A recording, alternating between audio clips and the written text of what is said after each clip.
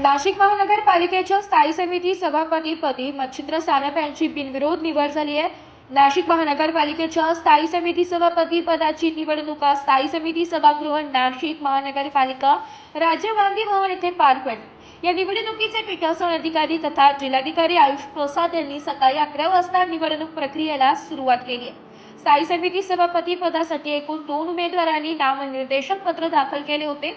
माघारीसाठी देण्यात आलेल्या मुदतीत उमेदवार मुकेश शहाणे यांनी आपली उमेदवारी मागे घेतली आहे। त्यामुळे मच्छिंद्र सानप यांची स्थायी समिती सभापतीपदी बिनविरोध निवड झाल्याची घोषणा पीठासन अधिकारी आयुष प्रसाद यांनी केली आहे।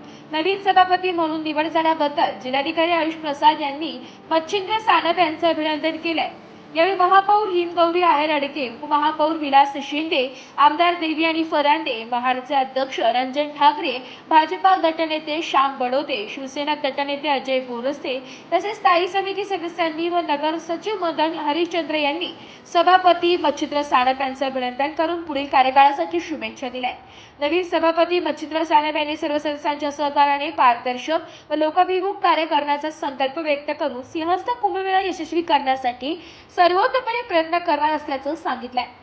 ब्युरो रिपोर्ट नाशिक लोकशाही न्यूज नाशिक।